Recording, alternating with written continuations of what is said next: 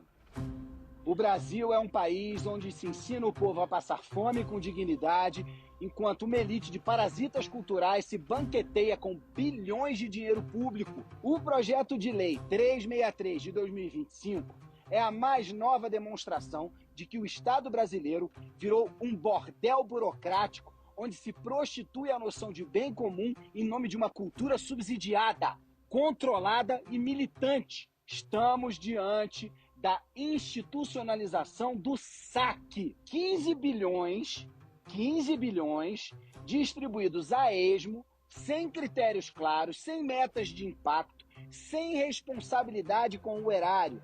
Tudo isso num país onde crianças desmaiam de fome em escolas públicas e hospitais viram corredores da morte. Transformaram uma medida emergencial em política perpétua, porque sabem que o que começa como exceção vira regra quando o objetivo é manter o curral eleitoral alimentado.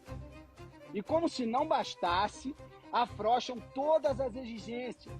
Não é mais necessário investir nem mesmo o que já se investia. Basta apresentar um fundo fictício, uma planilha colorida e o dinheiro, pinga. Eis o novo milagre petista. Transformar incompetência em mérito, má gestão em prêmio e irresponsabilidade fiscal em arte. A cultura virou desculpa para pilhagem. O artista virou militante. E o povo, que deveria ser o beneficiado, é apenas o financiador involuntário da própria desgraça. Enquanto a cultura verdadeira morre sufocada pela burocracia e pela ideologia, os fazedores de narrativa recebem cachês milionários para encenar a sua peça preferida, a da decadência nacional sob aplausos do Estado.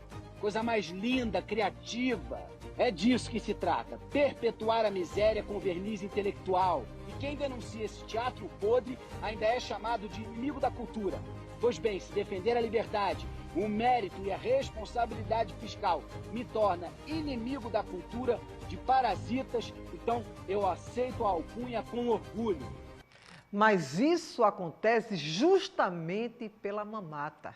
Porque tem pessoas aí sobrevivendo da miséria, da tristeza, de tantas crianças e idosos morrendo, não é, por falta de condição, por falta de apoio, por falta de um medicamento, para que esses que não têm responsabilidade para com o país, para com as pessoas, porque não têm sentimentos, ficam desdenhando, assim como esse que nós vamos acompanhar agora. Uma coisa que está me deixando ainda mais feliz é que o Bolsonaro está sendo preso em prestações, o que deixa os camarões dos seus intestinos mais oriçados, né?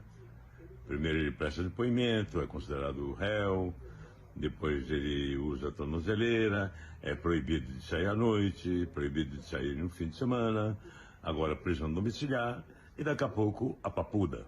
Quer dizer, cada passo desse faz os camarões intestinais ficarem mais revoltos. E eu confesso a vocês que eu estou bastante feliz com essa prisão domiciliar e com o respeito que o Xandão está tendo às leis brasileiras. Ele está prendendo aos poucos. E isso... Gente, esse artista, ele não teme. Ele, a exemplo de tantos outros da curriola que está aí se dando bem, mamando nas tetas, em parceria, não teme nem a justiça divina. Não teme nem a justiça divina e fica aplaudindo, torcendo pela inocência, pelo desespero, pelo sofrer, não é, de uma pessoa que está aí, sem dever, e pagando todo esse preço. Como já disse no meu início do comentário, esse, como muitos, não acreditam nem que Deus existe, porque são ateus. Aliás, todo comunista tem esse perfil.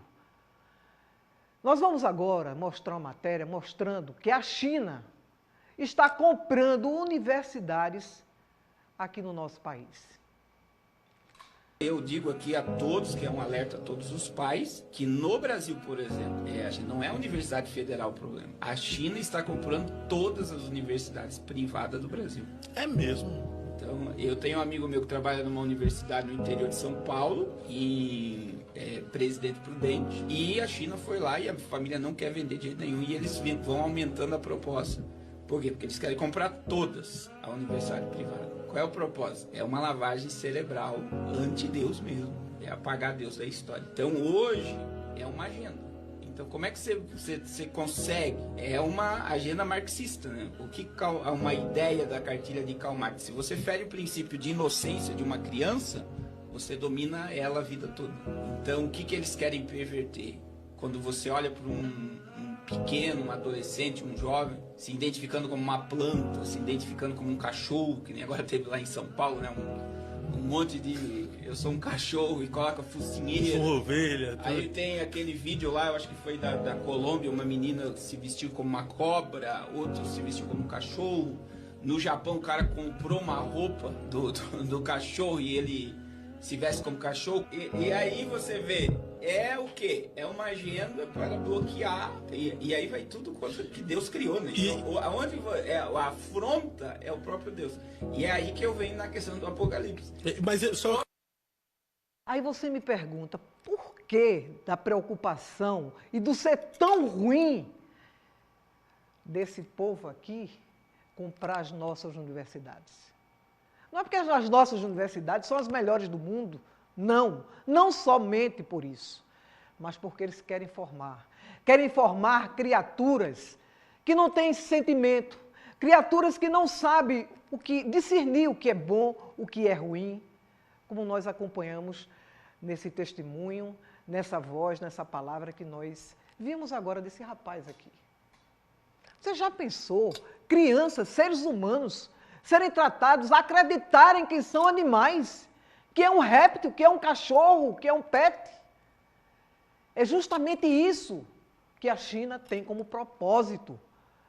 E ainda tem pessoas que estão aí no patamar de cima, acreditando não, vendendo, sabendo do que vai acontecer, por amor à pátria, por amor ao Brasil. É revoltante. Olha, nós vamos trazer uma matéria agora de um padre que chega a arrepia. É uma matéria realmente forte. É uma matéria do padre Paulo Ricardo, né? Ele falando de todo esse processo que nós estamos passando, como ele vê, como ele enxerga a dor, né? O momento, a insegurança e a fragilidade em que o nosso povo passa. Essa matéria está na linha? Posso chamar? Coloca aí, Padre Paulo Ricardo. E dizer, olha mãe, a gente não merece. Nós somos infiéis, adúlteros, com ideias malucas na cabeça.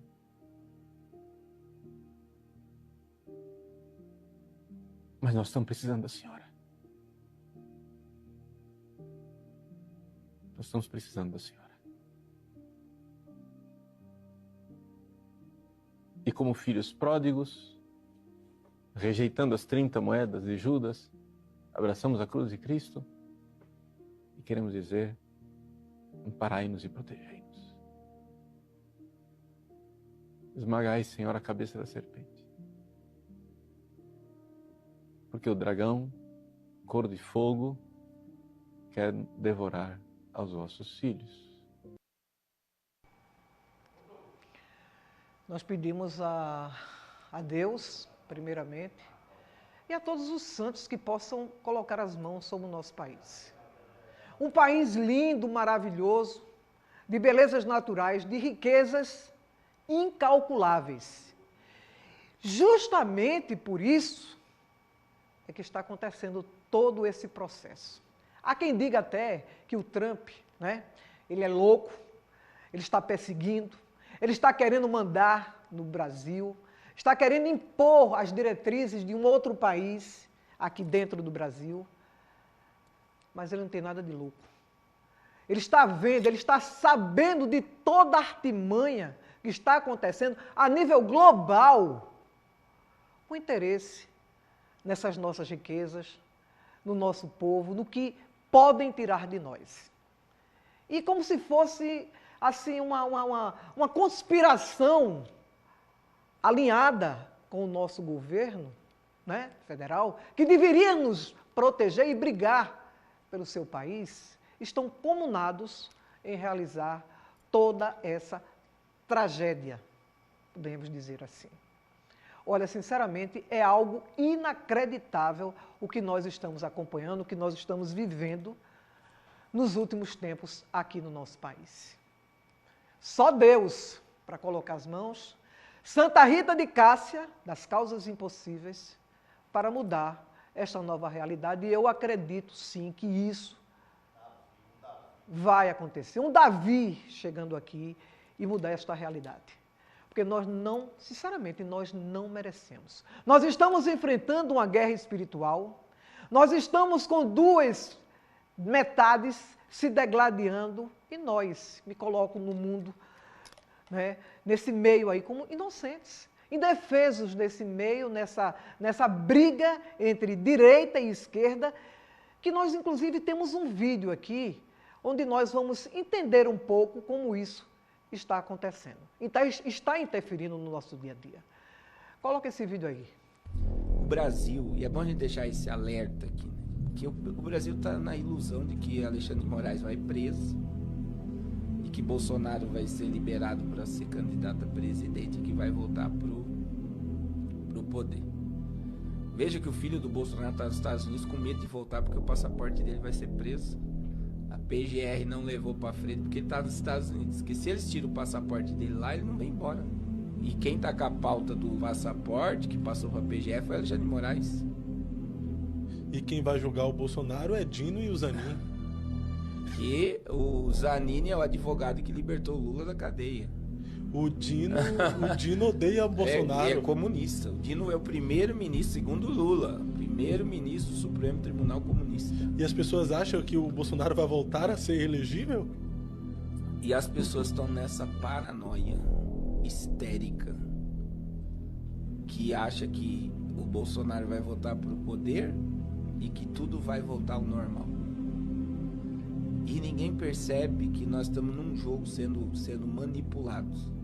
E eu vou te explicar. A Argentina ficou mais de 10 anos na mão da esquerda, foi destruída. Veio a direita e está consertando. O Brasil estava na mão do PT por 16 anos, Michel Temer 2 anos, o Brasil estava destruído. Michel Temer deu 3 milhões de hectares da Amazônia para o Banco Mundial e para 3 ONG. Ele vendeu a Amazônia por 60 milhões de dólares, ele deu de graça. Aí vem Bolsonaro, a economia foi para cima, todas as prefeituras no azul, as estatal dando lucro e tal.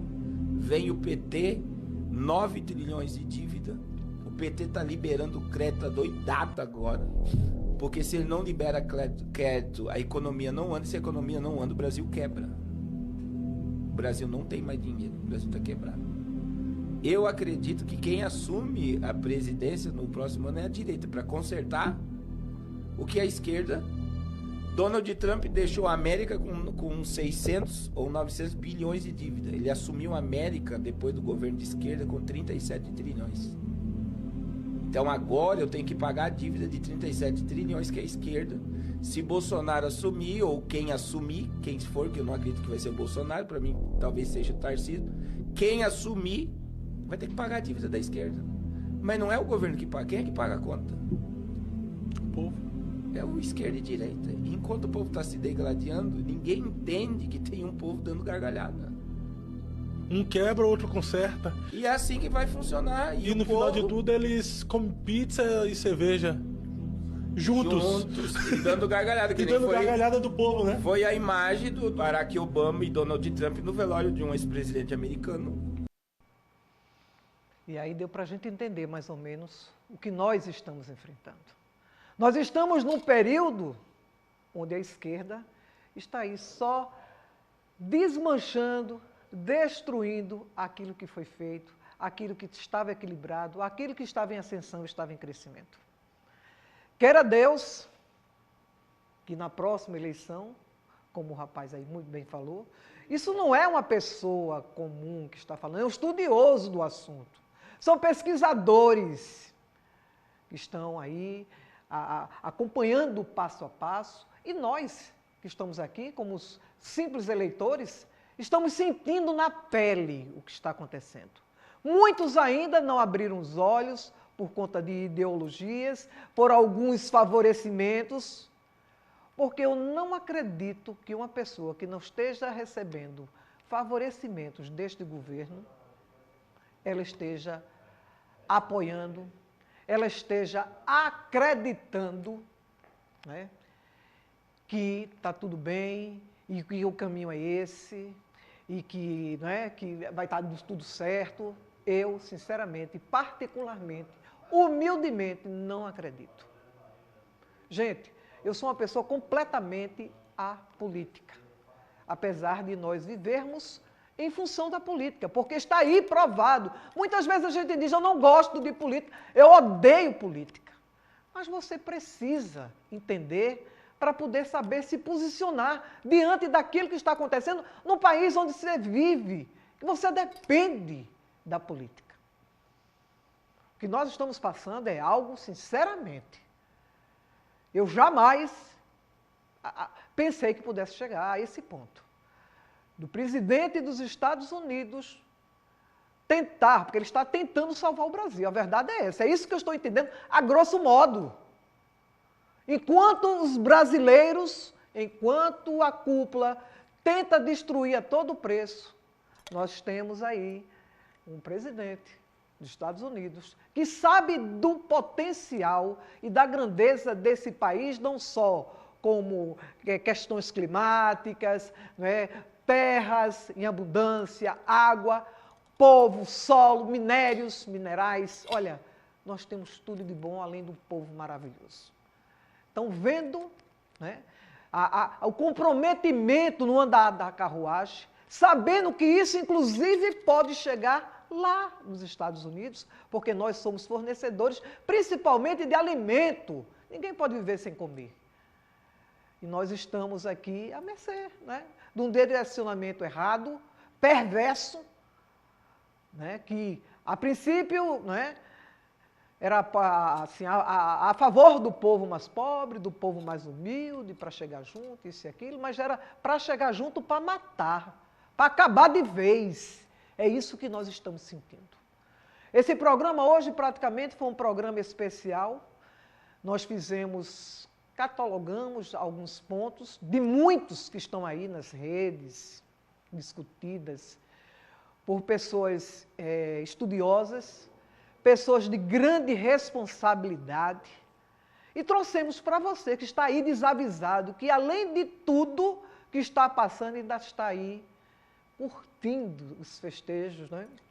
Indo para a festa A, festa B, sem entender, e porque muita gente também nem acredita, né? Nem quer saber. Eu também não dou jeito nisso, deixar acontecer. E a coisa não é assim. Cada um de nós vai amargar, aliás, já está amargando e poderá amargar ainda mais. Olha, na noite desta segunda-feira passada, apoiadores do ex-presidente Jair Bolsonaro, eles tomaram as ruas ali de Brasília em um grande buzinaço, em protesto contra a decisão do ministro ditador Alexandre de Moraes, do STF, que decretou a prisão domiciliar do ex-chefe do Executivo. Olha, um ato que foi pacífico, reuniu motoristas com bandeiras do Brasil, por amor a essa pátria, e críticas contundentes à medida judicial. As buzinas ecoaram pelas ruas principais, vias da capital, do Distrito Federal, né, expressando a insatisfação dos manifestantes com o Supremo Tribunal Federal e o atual cenário político. Isso é o mínimo que um brasileiro que tem amor à pátria pode fazer. Mais do que isso não poderá fazer, mas não faz, né? Porque é pacífico, o momento é pacífico, as pessoas estão ali só expressando a indignação e chamando, clamando pelo amor de Deus, que mudem, que desçam do salto, que deixem de ser malucos. Porque, olha, sinceramente, eu vou mostrar aqui o vídeo, um pouco do que aconteceu lá, para que a gente possa sentir a indignação. O vídeo aí para a gente ver. Aí, pessoal, isso aqui é Brasília. Isso aqui é Brasília. Nós não aceitamos mais o arbítrio. Vamos juntos, liberdade. Chega de arbítrio. Senado Federal, cumpra com o seu papel. Aqui é Brasília. Chega de arbítrio, aqui é por liberdade. Vamos pra luta, pessoal. É paralisação geral. Vamos parar esse país agora. De patinete, vai. Vamos Brasil, vamos pra rua, reage. Hoje patinete, de pet, skate, de carro, de moto, como você puder vir, só vem. Vamos Brasil! Bora, Moraes! Bora, Moraes! Chega, teu tempo acabou! Você não merece ser juiz não, rapaz! Você tá agindo como criminoso! Como eu disse no meu comentário anterior a essas imagens que nós passamos aqui no telão, só temos agora, e Ele é poderoso. Aliás, Criador de tudo, do céu e da terra, Deus, para tomar conta do nosso país, pacificar. Olha, até o presidente, o nosso presidente Lula, muito pousudo, a verdade é essa, se achando que vai mudar para colocar o socialismo aqui no nosso país, que nós não merecemos. Gente, nós não merecemos isso. Mas até ele, diante da pressão, diante do que ele sabe onde a gente pode chegar, o país pode chegar, até ele começou a ficar com medo. Mas a arrogância não permite ele mude o gesto, até porque ninguém está querendo mais escutá-lo, infelizmente. E está aí, o povo nas ruas e eu aqui encerrando o programa pedindo a Deus que essa realidade possa mudar, porque nós merecemos viver num país com paz, com tranquilidade, porque nós somos um povo bom, um povo de Deus. Há quem diga até que Deus é brasileiro, e eu acredito nisso. Nosso programa está chegando ao fim, como já disse, pedindo a Deus que esse momento de dificuldade passe, que Ele coloque muita luz aqui, direcione mentes para que a gente possa mudar essa realidade. Nossa Senhora de Aparecida, nossa padroeira, possa colocar suas mãos também, interceder por nós, para que a gente possa mudar essa realidade e viver dias melhores. Um beijo bem grande no coração. Gente, amanhã eu estou aqui no mesmo horário, 18h30, reprisando às 22h30. Eu conto com o carinho da sua audiência. Um beijo e até amanhã.